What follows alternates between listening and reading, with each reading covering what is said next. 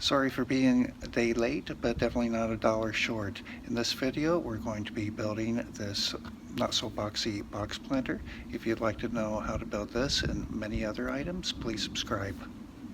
An easy build here of 12 pieces at 6 1/4 inches or 159 mil. Then cut a groove 1/4 inch deep or 6 mil deep into the width of 3 to 6 mil plywood. Then put pocket holes on 6 of those pieces and cut some ply at 165 mil by 80 mil or 6.5 by 3 5/16. Time for assembly, just use a bit of wood glue on all the contact surfaces and try to keep everything flat and square as possible during this point. Afterwards, sand everything down to where it's nice and flush. Sure, all the components were the same size. I used a miter gauge on one edge and flipped it over, and then used the fence on the other edge.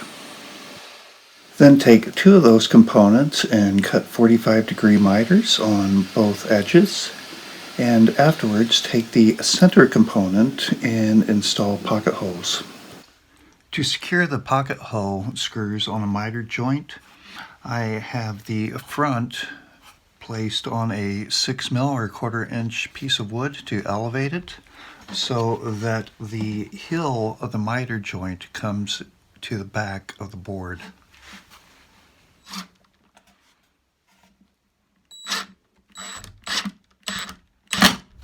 Unfortunately, I didn't account for the angle and the size of the screw, so it's punched through and caused a crack in the wood. The crack is easy to repair. The screw, however, since I don't have any smaller, I'm going to have to take a Dremel and cut it down to where it's not going to punch through on all the others. This I'm only cutting off the self-tapping portion at an angle, and mind the screw as it does get hot. Okay, it's going to be the same thing as before. We are going to use the shortened screws, but to get it started, since I took off the self-tapping bit, I'm going to just go in slightly to get it started, and then I'm going to pull it out. After the full length screw is removed, put in the cutoff screw and insert as normal. To start the French cleat, just cut a 45 at the end of the board. Okay, for inner back point to inner back point, I am getting 530 millimeters or 20 7/8. So when we cut this on the initial pass, first time we're cut, the blade is going to be in front of the line, and then we're just going to slowly edge it up to where we come close to or on the line.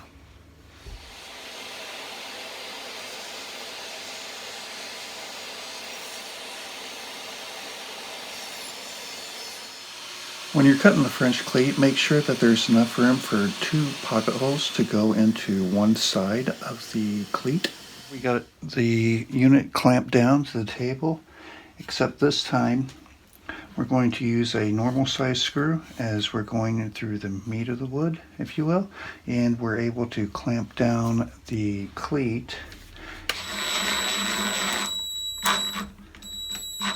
Then cut a 1x3 at 45-degree angle on both sides, and this will be one of the base boards on the planter. Afterwards, you can take the toe off the miter cut by running it through the saw at a 45-degree angle and sanding it down appropriately. Afterwards, it's just securing in some sheet plastic with a couple of pieces of scrap wood. Just snug it in there and use pilot hole drills on both sides, and then install a screw. For the front 2 sides, it'll be the same operation, just rolling it around and putting it on the top front, flipping it over, pilot hole, and screw it in.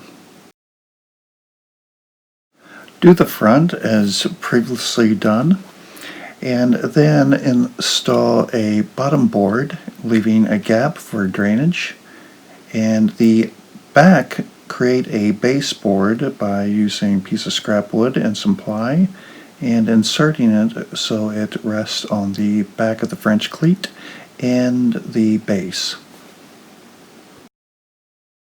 Then you use some wood preserver on all the pieces and paint your favorite color. Then put 4 pilot holes into the wall side of the cleat